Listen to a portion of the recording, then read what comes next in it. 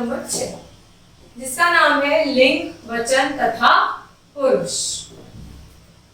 हिंदी में 2 वर्ग हैं, पुरुष वर्ग और स्त्री वर्ग। ये तो आप सब जानते हैं, या तो फीमेल होता है फिर मेल होती है। इन दोनों वर्णों का बोध कराने के लिए हिंदी व्याकरण में लिंग निश्चित किए गए हैं। लिंग का शाब्दिक अर्थ होता है चिन्ह या फिर निशान। पुरुष जाति की पहचान कराने वाले शब्द को हम पुल्लिंग और स्त्री जाति की पहचान कराने वाले शब्दों को हम स्त्रीलिंग कहते हैं। लिंग की परिभाषा क्या देंगे बच्चों हम अब?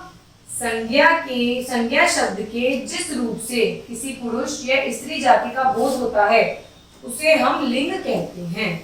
संज्ञा शब्द के जिस रूप से किसी पुरुष या स्त्री जाति का बोध होता है उसे हम लिंग कहते हैं।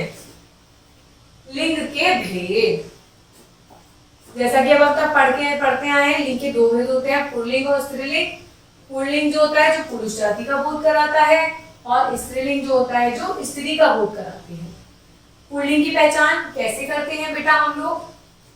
अ से अंत तक होने वाले हिंदी के तद्भव प्राय पुल्लिंग होते हैं, जैसे जंगल, गांव में, ये सब क्या है बेटा?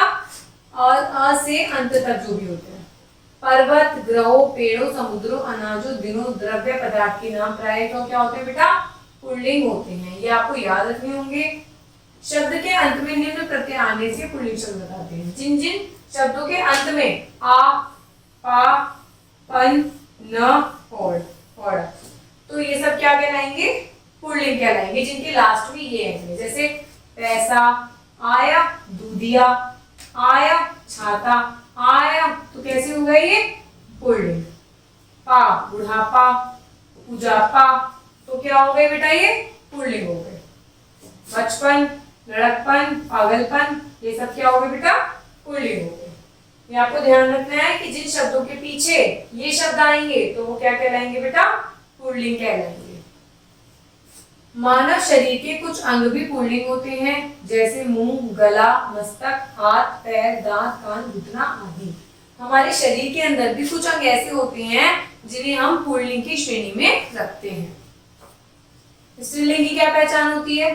भाषाओं के नाम स्त्रीलिंग होते हैं, जैसे अंग्रेजी, संस्कृत, जापानी, उर्दू, हिंदी आदि। तो ये सब क्या हो गए? स्त्रीलिंग हो गए। संस्कृत के आकारांत शब्द स्त्रीलिंग होते हैं, जैसे परीक्षा, अहिंसा, कृपा, सूचना, ये सब क्या है बेटा? स्त्रीलिंग है। इकारांत संज्ञा स्त्रीलिंग होते हैं, जैसे नदी, चिट्ठी, दूरी, जहाँ ई का यूज होता है, रोटी, नौकरी, गर्म, सर्दी आदि। बोलियों के नाम भी, जैसे भाषाओं के नाम स्त्रीलिंग होते हैं, ऐसे बोलियों के नाम स्त्रीलिंग होते हैं। कश्मीरी, पंजाबी, राजस्थानी, गुजराती, मराठी, बंगाली आदि।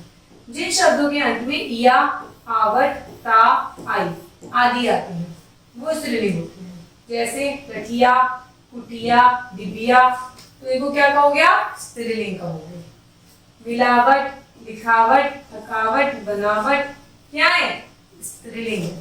जिन शब्दों के अंत में नी, इमा आए वो भी स्त्रीलिंग होते हैं, जैसे ओढ़नी, जननी, करनी, इमा, नीलिमा, नीतलिमा, इमा आए तो वो क्या होंगे बेटा? स्त्रीलिंग होंगे। अब पढ़ते हैं वचन। वचन का संबंध संज्ञा से होता है।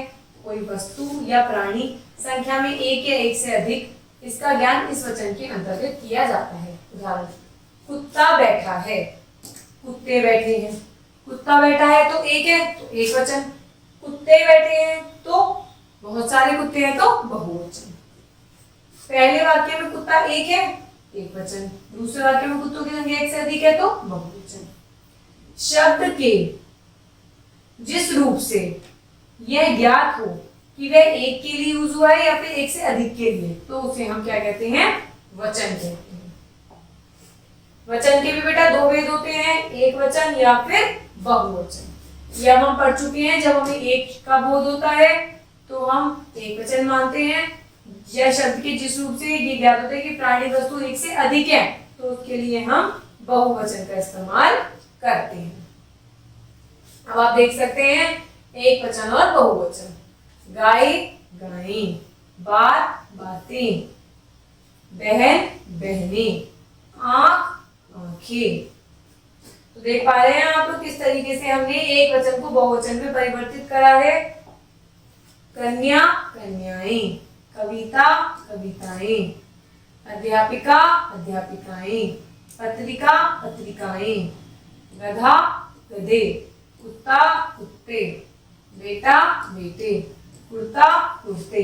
तो आप समझ पा रहे हैं कि एक वचन से बहुवचन में कैसे बदला है ये। अब हम पढ़ते हैं ये चिड़िया चिड़िया, तो आप सब देखेंगे बीड़ी बीड़ियां। ध्यान देने योग्य बातें हम पढ़ते हैं।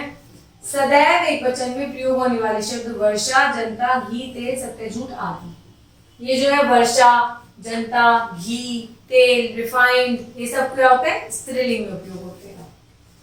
और जो हमेशा बहुवचन में होते हैं प्राण, आंसू, समाचार, होश, दर्शन आदि, ये होते हैं बहुवचन। और ऊपर वाले जनता, घी, तेल, रिफाइंड, ये सब क्या होता है, एक वचन। जातिवाचक शब्दों का प्रयोग एक वचन में किया जाता है। दशहरी आम बहुत स्वादिष्ट होते हैं। जहां हमें जाति का बोध कराया जाता है वहां हम एक वचन शब्दों का इस्तेमाल करते हैं। जिन शब्दों के अंत में जाति, दल अथवा सेना का प्रयोग होता है वे एक वचन में प्रयोग होते हैं।